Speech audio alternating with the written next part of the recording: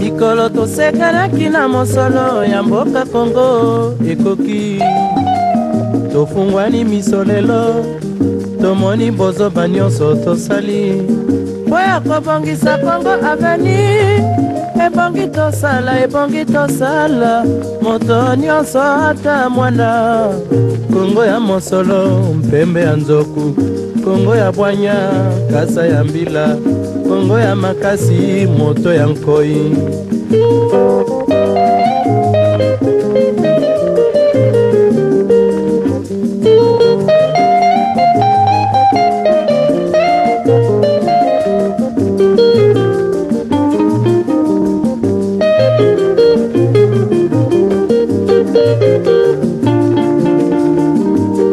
Mikolo tosekanaki na mosolo ya mboka Kongo ekoki. Bonjour très chers compatriotes, une fois de plus nous voici en direct sur www.ukcongovoice.com, www.congosetles.com et www.toleka.net, ce qui représente notre plateforme pour les travaux médiatiques de ces jours. Nous vous remercions d'être encore fidèles devant vos écrans. Et ce n'est plus une surprise pour nous parce que nous avons encore notre invité, notre maman, parce que la situation l'oblige en ces jours. Elle est venue pour nous, pour vous et moi, car la situation est tellement grave au pays et vous le savez, bien que nous apprenions qu'il y ait une accalmie. Nous allons recevoir notre maman, maman Marie-Thérèse Landou, qui est là. Nous n'allons plus vous la présenter. Elle est là pour nous donner un peu la lecture des événements au pays. Mme Marie-Thérèse, bonjour. Bonjour Jean-Guy. Heureux de vous avoir de nouveau sur ce plateau.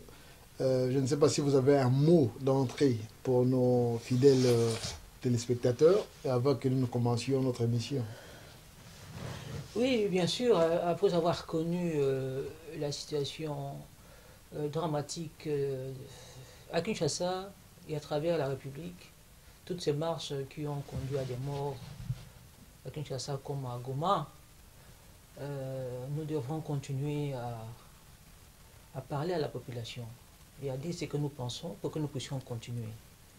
La première chose que je voudrais dire, nous devons nous rappeler que c'est l'opposition qui a invité la population à être dans la rue, à marcher dans la rue pour dire non à l'adoption de la loi électorale qui voulait mettre ensemble, associer l'élection présidentielle et les élections législatives au recensement de la population pour arriver jusqu'à 2020 ou 2021.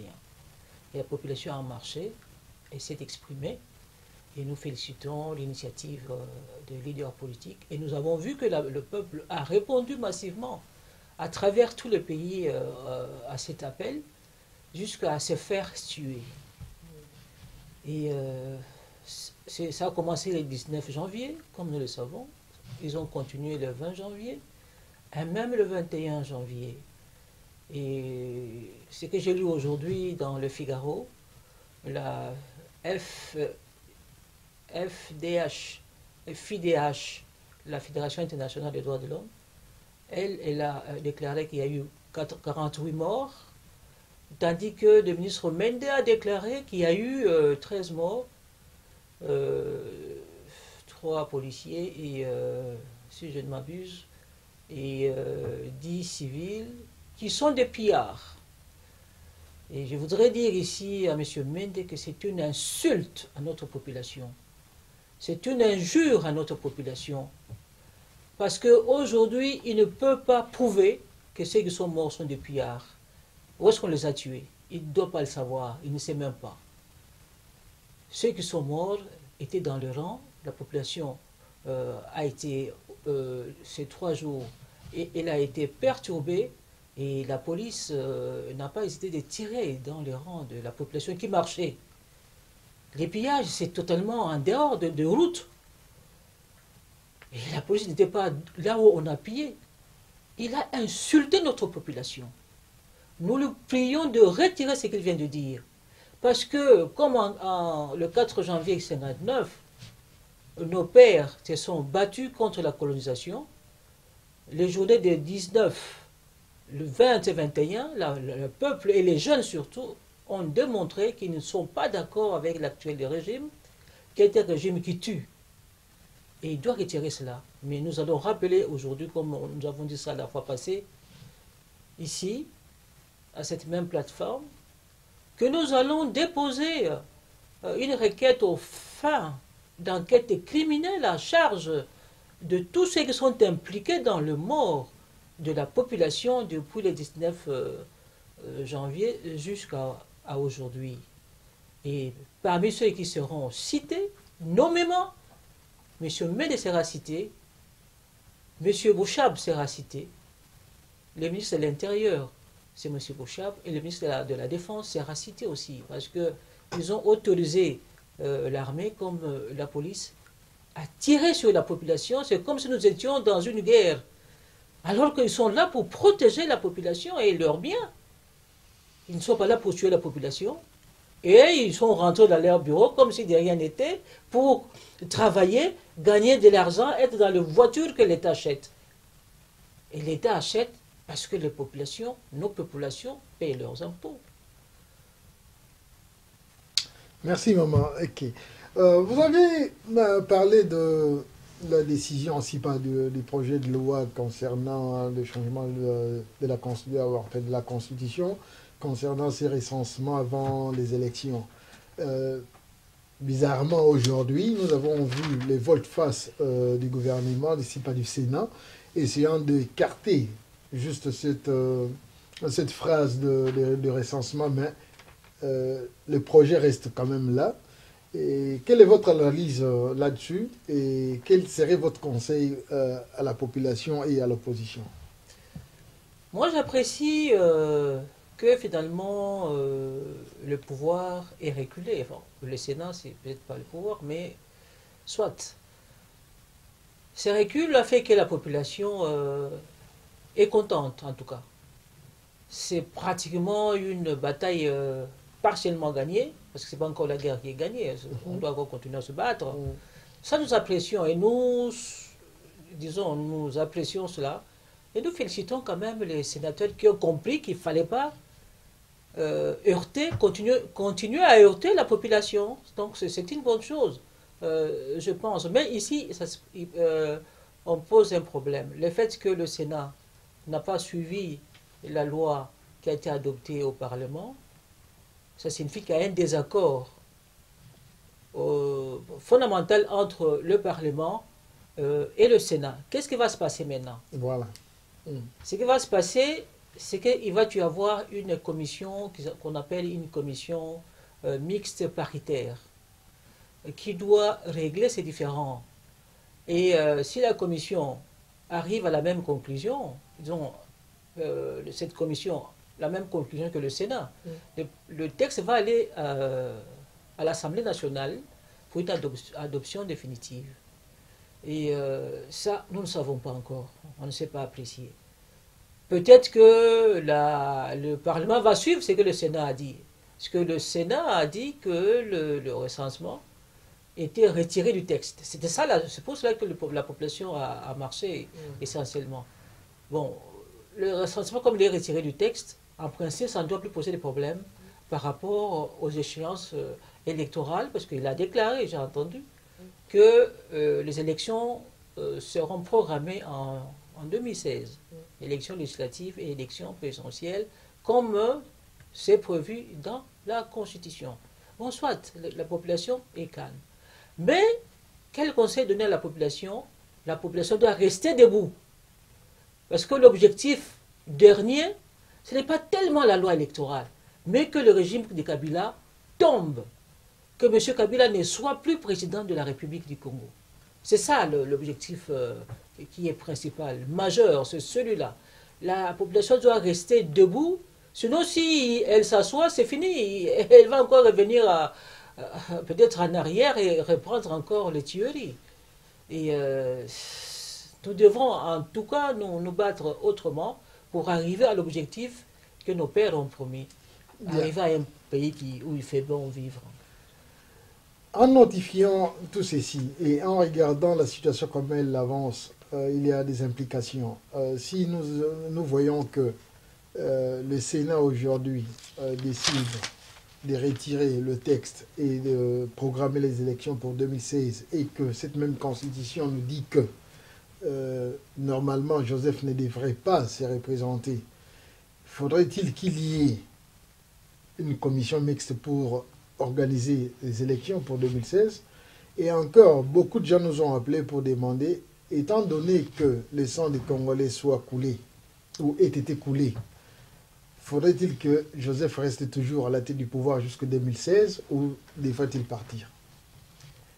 À partir du moment où un gouvernement a pris les armes contre sa population, il perd le pouvoir. Aujourd'hui, Joseph n'est plus légitime. Monsieur Joseph Kabila, vous n'êtes plus légitime. Nous attendons qu'il démissionne et nous demandons au Parlement de commencer la procédure de l'impeachment. Et si le Parlement refuse de faire la procédure qui est normale et c'est prévu dans la Constitution, il y a l'empêchement, si le Parlement refuse que le peuple reprenne son rôle, donc c'est lui qui donne le pouvoir, et qu'il soit toujours dans la rue jusqu'à son départ. Voilà ce que moi je peux dire pour le moment. Si Joseph doit payer de cela, ce qui est normal, nous avons vu la police, si pas l'armée, nous avons même entendu les appels de la police en talkie-walkie, demandant de tuer les étudiants, clair et net, demandant de tuer les gens à Basangambila. Quelle serait votre réaction par rapport aux responsabilités de la police? Et encore, cette police, elle est une police vraiment congolaise, et l'armée que nous avons pu observer sur les images, c'est une armée congolaise. Quelle serait normalement, disons bien, les punitions, si pas les actes à poser contre ces organes de maintien de l'ordre? Vous savez, il y a une chose ici, une réalité qui est cachée. La police et l'armée, la majorité de la police et de l'armée n'a pas tiré sur la population. Celle qui a tiré, c'est la garde républicaine qui a porté la tenue de la police. C'est celle-là qui a sévi dans la population. C'est celle-là qui a tué la population. Et de toute manière, c'est pour cela que nous avons dit, la fois passée et nous répétons aujourd'hui, nous avons besoin de déposer les courriers au Conseil de sécurité en lui demandant de faire une enquête. Quel Conseil de sécurité écoute pour une fois les aspirations du peuple congolais, parce que jusque-là, nous avons l'impression que M. Kabila ou M. Mende est plus écouté que le peuple congolais. Parce que la communauté internationale, M. Ban Ki-moon a demandé qu'on... Bon, monsieur, nous allons y revenir, oui, nous allons y revenir. D'accord. Ben, s'il avait une question là-dessus, cette garde républicaine, c'est une garde républicaine, selon moi, comme j'appelle la Légion étrangère. Faudrait-il qu'elle reste sur place au pays, ou faudrait-il que cette garde républicaine soit dissoute et qu'elle soit renvoyée au Rwanda et en Ouganda et comme ça? De toute manière, nous avons toujours demandé que les armées étrangères rentrent chez elles. Mais cela n'exclut pas qu'on puisse le poursuivre pour avoir commis tant de crimes. La CPI existe pour n'importe qui, surtout les pays qui ont signé la convention qui porte le statut de Rome. Si on fait une bonne enquête, nous saurons qui et qui a fait quoi et quoi. Mais aussi le chef de police, leurs généraux qui sont impliqués devront être poursuivis. Un homme comme le général Kanyama, il doit être poursuivi. Bien. Prenons un peu la MONUSCO. C'est quelque chose qui date de depuis. La MONUSCO est là pour défendre la population civile et les biens des civils. Ok, nous avons vu son échec, il faut se le dire. Nous avons vu son échec à l'est du pays et même la MONUSCO complice de certains crimes que nous avons aussi sur nos réseaux. cette même MONUSCO est sur place à Kinshasa. Pendant 3 jours, la population s'est fait massacrer et la MONUSCO n'a pas réagi. Quelle serait votre analyse? Vous savez, il y a une difficulté hein, lorsque les forces de l'ONU sont dans un pays. Elles ne remplacent pas totalement les forces nationales. Mais on pouvait la voir se déployer quand même pour essayer de maintenir un peu l'ordre des civils, non?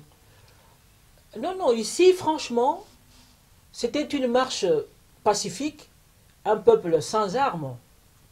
Comment est-ce que la MONUSCO devrait s'immiscer dans une affaire intérieure Non, non, s'intercaler entre... Elle ne savait pas, je pense. Je ne prends pas sa part, mais pour moi, elle ne devait pas s'attendre à voir que le peuple congolais, par son armée, que cette armée pouvait tuer la population, je pense. Parce qu'ici, quand même, il faut relever la responsabilité du gouvernement. La MONUSCO n'est pas là pour nous.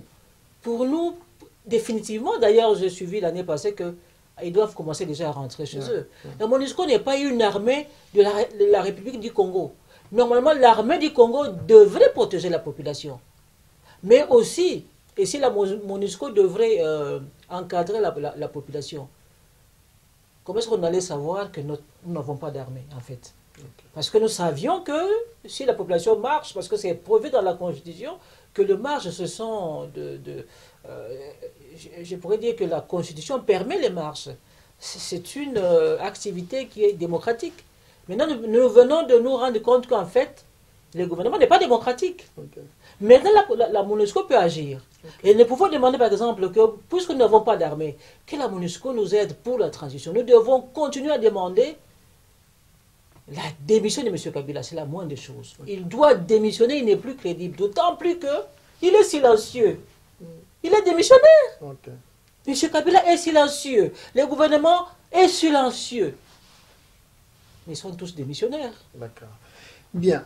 Depuis la colère, il faut l'appeler ainsi, la colère des Congolais et Congolaises au pays, nous avons vu défiler M. Vital Kamerhe à la télé depuis ce matin, et puis M. Ban Ki-moon, demandant le calme et prônant le dialogue. Pour vous, après tout ce qui s'est passé, que pourriez-vous nous dire? Je pense que nous ne devons pas dépasser une certaine mesure. Trop, c'est trop. Donc, on a tué des Congolais, il y en a... Bon, bien sûr, la FIDH dit 48 morts. Mais il y en a même qui disent qu'on est arrivé à plus de 100 morts. On peut tuer la population et vous rentrez dans votre bureau. On en a tué en 2006. C'était l'élection présidentielle de 2006. On a tué les Congolais. On a tué les Congolais en 2011. On n'a rien fait. Mais cette fois-ci, non. Cette fois-ci, la population doit rester debout. Ceux qui souffrent, ceux qui sont tués, ce n'est pas la communauté internationale. C'est le peuple congolais qui est en train d'être tué. Alors, nous devons comprendre, c'est la communauté internationale comprend, entend les aspirations de notre peuple. Ou alors, c'est les soucis de M. Kabila qu'ils ont. Ça doit être clair. Parce qu'en ce moment-ci, nous avons l'impression que la communauté internationale a plutôt les soucis pour M. Kabila. Mais ce n'est pas le cas pour la Syrie. Il faudrait que les Congolais s'élèvent, ils soient fâchés, ils soient devenus violents, il faut le dire ainsi, afin que la communauté internationale l'entende et la comprenne. Je pense que notre peuple a compris qu'elle ne doit compter, je parle du peuple, qu'il ne doit compter sur personne en dehors de son propre peuple, en dehors des Congolais à l'intérieur. La communauté internationale viendra quand nous serons organisés. Aujourd'hui, il est clair que le peuple congolais est orphelin. C'est clair qu'il est orphelin. En 2006, Louis Michel disait, M. Kabila, Joseph, c'est un homme de paix, il peut faire beaucoup pour le pays, pour le Congo et tout cela. Mais maintenant, il s'était. Où est parti cet homme de paix? Maintenant que c'est un homme de violence, il a prouvé qu'il est cet homme de violence, et les violences surtout le... Dites-moi, qu'est-ce qu'il n'a pas fait depuis qu'il est au Congo? D'abord, je rappellerai toujours qu'il est arrivé en 1996 à travers l'agression du Rwanda, de Burundi, Rwanda, Burundi et de l'Ouganda. Et le Conseil de sécurité s'était prononcé. C'était une agression. Et nous sommes encore sous l'ère de cette agression jusqu'aujourd'hui. L'ère de l'AFDEL, parce que c'est l'AFDEL qui a rassemblé les armées étrangères avec le porte-parole, le roi Désiré Kabila. C'était une agression qui continue. Le président Kabila, le roi Désiré Kabila, c'était le premier président qui s'était autoproclamé le 17 mai 1997. Il est tué en 2001. Son fils, entre guillemets, prend le pouvoir. Comment il a pris le pouvoir?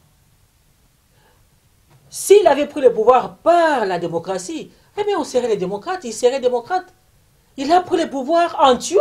C'est ça ce qu'il démontre. On arrive toujours à exercer le pouvoir par rapport à comment on accède au pouvoir. Ça, je le répéterai toujours. Alors, pour le moment, nous n'avons pas de paix. Nous sommes sous l'ère de l'AFDEL. Donc, avec un élément, un membre de l'AFDEL, qui est M. Joseph Kabila, alias Hippolyte Kanambe. Et je pense que le temps est venu pour qu'il parte. Pour qu'il cesse le pouvoir, qu'il se retire de la présidence de la République. Le peuple doit rester debout. Ok. C'est le week-end, mais bientôt, lundi, nous apprenons qu'il devrait y avoir une marche comprenant les religieux, l'opposition, la population. Quelle serait votre lecture là-dessus, du moment qu'il y a une petite accalmie? Est-ce qu'il faudrait que cette marche continue? On parle d'une marche pacifique. Est-ce qu'il faudrait qu'elle soit pacifique au cas où la police, une fois de plus, venait à l'encontre de la population? Pour vous, quelle serait votre analyse et quel serait votre conseil à la population et aux policiers congolais qui seraient à cette marche? Si elle marche le lundi, moi je ne dirais pas non. Le peuple doit continuer à exercer la pression sur tous ceux qui peuvent changer les choses. Mais le problème, c'est la police. Nous disons la police, aujourd'hui, elle est absente de la ville. Qu'elle continue à être absente, c'est une marche qui est pacifique. Qu'elle continue à être absente, sauf si elle veut protéger la population. C'est à ce titre-là que je peux, moi, me dire la police, elle est importante parce qu'elle peut protéger la population. Mais nous savons que la police... Et encadrer la population, comme on le fait ici. Encadrer la population comme on fait en Europe, partout, et normalement aussi au Congo, on devrait le faire. Puisque la Constitution prévoit la protection de la population et de ses biens par la police. Mais ils ne respectent pas la Constitution. Ils sont en marge de la Constitution. Ces gens sont arrivés par la violence. Ils veulent se maintenir par la violence. Nous devons rappeler toujours que c'est l'ère de l'AFDEL. Donc c'est l'ère toujours des forces armées étrangères au Congo. Okay. Dans tout cas, comme nous le vivons aujourd'hui au pays, il y a toujours des victimes, il y a des dommages, il y a ceci. Bon. Ce matin, ainsi pas dans la journée, nous avons vu défiler auprès du ministère de l'Intérieur, M. Bochab en la personne, le ministre de l'Intérieur, certains membres et de la population congolaise ayant connu des dommages de leurs biens. Il y a eu de soi-disant expatriés, comme entre autres les Chinois, je crois, et certains membres du corps pastoral visitant M. Bochab réclamant des dommages et intérêts pour leurs biens. Nous avons des familles qui ont perdu des vies de leurs enfants, qui ne sont pas encore allés réclamer. Le pays n'a encore rien dit à propos de cela. Mais certains individus se permettent d'aller, M. Bochab, qui garantit et promet certains biens auprès de ces personnes. Pour vous, qu'est-ce que ça fait? Parce que moi, personnellement, déjà, c'est du chagrin. Merci, mais les pillages, on doit le regretter. Tout ce qui n'est pas légal, on doit regretter, de la même manière que nous regrettons la mort d'hommes au pays. Donc on doit séparer cela. Le pillage, parce qu'ici, en fait, le gouvernement voudrait démontrer que c'est seulement le peuple qui a pillé. Mais les forces armées ont toujours pillé le pays. Moi-même, je suis victime de pillage. La maison a été pillée par les forces armées congolaises. non seulement en 99, ils ont tout pillé, tout pris, mon cabinet d'avocat, la maison familiale, tout a été pillé. Et ils ont répété le pillage le 1er mai 2013. Ce sont des forces armées qui ont pillé. À ce moment-là, ils doivent élargir la liste de ceux qui sont victimes de pillage. Quand l'armée pille, ce n'est pas un pillage. Nous n'avons pas d'État, donc c'est 2 poids 2 mesures. Ça, c'est une chose. De l'autre côté, quand vous parlez de vies humaines, l'État devrait faire un communiqué, une déclaration. Et c'est fait qu'ils sont tous silencieux. Donc ils sont venus effectivement nous occuper avec l'aide de Congolais comme les Bochab. Nous sommes dans un pouvoir d'occupation. Or, quand nous avons eu l'indépendance, en 1960, le 30 juin 1960, nous avons chanté. Nous connaissons notre hymne national. C'est un hymne pour la liberté du Congolais. Nous sommes des citoyens depuis 1960. Mais ici, c'est comme si ils ont remplacé les oppresseurs blancs, qui étaient les Belges à l'époque, et on a maintenant des oppresseurs noirs. Nous sommes des citoyens du Congo et non pas des esclaves du Congo. C'est ça la différence, c'est ça la difficulté que nous avons lorsque nous parlons avec ce pouvoir, lorsqu'on observe les actes que ce pouvoir pose. Pour qui êtes-vous là, M. Bochab? Pour qui êtes-vous là, M. Mende? Et si demain, M. Kabila partait, qu'est-ce que vous feriez? Qu'est-ce que vous diriez? Okay. Une réponse bien méritée, nous l'attendons. Parlons maintenant des organisateurs de ce mouvement, parce qu'il faut toujours quelques initiateurs, si pas un initiateur. En ces moments, normalement, ils devaient être persécutés. Ils sont persécutés d'après nos informations. Ils sont perturbés, sûrement. Que pourriez-vous leur dire? Et surtout, pour les absents politiques, les partis politiques, quel serait votre message en ce moment? Ça, c'était un langage sibyllin, je n'ai pas compris. C'est sibyllin. Parlons clairement, parce que là, nous sommes en train de nous battre pour un peuple. On doit être clair. Pardon. Ok. Les organisateurs sont là. Et, les initiateurs du mouvement. Aujourd'hui, ils sont perturbés, ils sont persécutés. Quel serait votre message à les rencontres? Et maintenant, s'il y a des absents, par exemple des partis politiques, les grands partis politiques, parce que jusque-là, beaucoup ne se sont pas encore prononcés publiquement et ouvertement. Je ne voudrais pas les citer. Donc, seulement, en gros, comme ça, quel serait votre message par rapport à la situation actuelle? Pour le moment, moi, je félicite. Hein, je félicite de nouveau ceux qui ont eu l'initiative et les acteurs politiques qui sont, comme vous le dites, persécutés. Vraiment qu'ils sachent que nous sommes avec eux. Nous sommes loin, mais nous sommes avec eux. Si nous sommes à l'étranger, ils savent, en ce qui me concerne, que j'étais en prison, j'étais arrêté, on devait me tuer, je suis par ici. J'ai des enfants qui étaient encore de jeunes enfants. Mais sinon, je serai là avec eux. Donc vraiment, en âme et conscience, vraiment, nous sommes avec eux. C'est pour ça que nous parlons, nous prenons des risques en parlant comme ça. Au Congo, quand vous parlez comme ça, le lendemain, vous êtes à Makala. Donc vraiment, qu'ils sachent que nous sommes avec eux. Et le jour viendra où nous devrons témoigner de qui a fait quoi et quoi. S'il y a des partis politiques qui sont absents, mais ils sont absents. Ils sont absents. Si bien que s'il y a un gouvernement d'union nationale, si jamais, hein, parce qu'après ceci, pour moi, il faut qu'il y ait une transition. Avec un gouvernement, des opposants, que ceux qui souffrent là sur place, qu'ils soient dans ces gouvernements-là. Qu'il n'y ait pas de... Parce que nous avons tendance à être complaisants. En matière de destin national, il n'y a pas de complaisance. Vous avez soutenu, vous êtes battu pour ce peuple-ci, les gens sont morts. Il n'y a pas de complaisance. Et d'ailleurs, moi, je souhaiterais que tous ceux-là de la société civile ou de l'opposition qui ont pris cette initiative et qui ont pris des risques, qu'on ait leur liste, qu'on sache qui est qui, parce que j'ai lu, on a arrêté Moyambo et d'autres opposants, on ne connaît pas leur nom. Nous devons savoir qui a pris l'initiative et pour que nous puissions aussi à notre tour les soutenir. Le moment est venu et ce moment-là viendra. Et par rapport aux résistants, combattants à l'extérieur et les politiciens à l'extérieur du pays. Vous savez, moi aujourd'hui j'ai dit à beaucoup de combattants que j'ai rencontrés, le temps est venu pour aller au Congo. Il n'y a pas de résistance à 8000 km, vous mangez votre fromage, vous ne le fouillez pas. Moi je sais ce que ça signifie être au pays. Hein. Nous devons maintenant, il est temps de rentrer au Congo pour soutenir ceux qui sont sur place. C'est là où il faut faire la résistance. Maintenant, qui a fait la résistance ouverte? Ce sont des jeunes gens. 15 ans, 18 ans, on les a tués. Et nous sommes à 8000 km. Quelle résistance encore?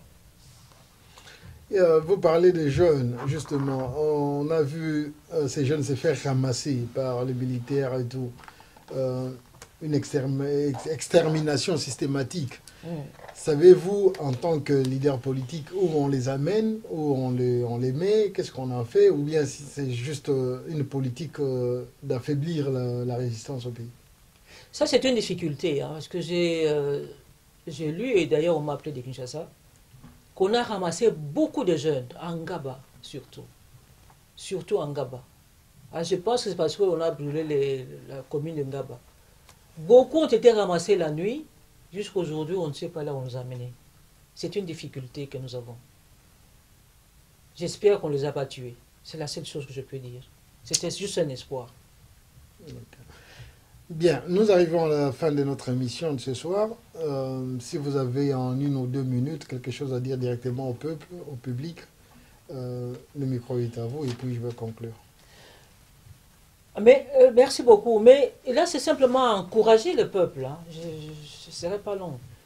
Encourager notre peuple à rester vigilant, à rester alerte, à rester debout jusqu'au départ de Joseph Kabila, non seulement de la présidence de la République, mais du Congo, ainsi que son régime. Ils doivent tomber. Nous ne pouvons pas aujourd'hui suivre des conseils de qui que ce soit.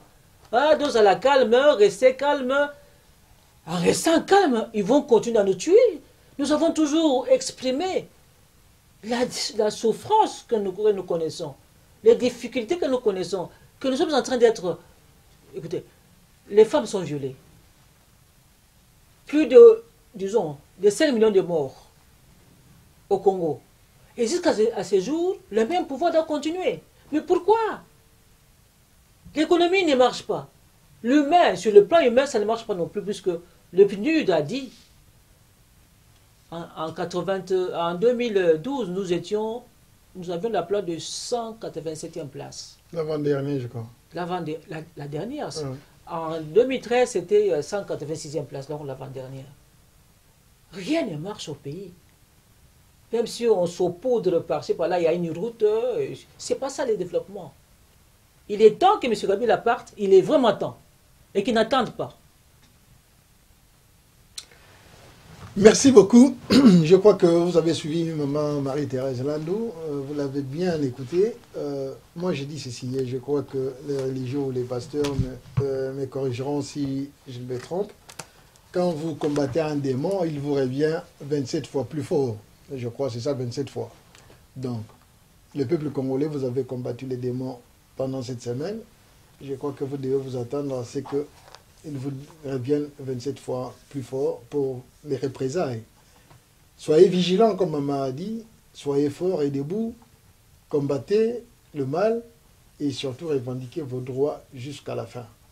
C'est tout ce que je pourrais vous dire en cette soirée. Merci à vous de nous avoir suivis et nous reviendrons sûrement encore avec maman tant que la situation continuera ainsi. Elle sera là, même si elle devra changer. Nous avons besoin d'elle pour les conseils, pour les guidances et pour la suite de la marche du pays et surtout de son développement. Je vous remercie au nom de toute l'équipe de Congo Synthèse, tous les cas, et puis de Congo Voice. Et merci à l'équipe technique, Richard Bongo Micro, et encore merci à tous nos conseillers qui sont aussi à toute notre équipe. Ok, merci et à la prochaine.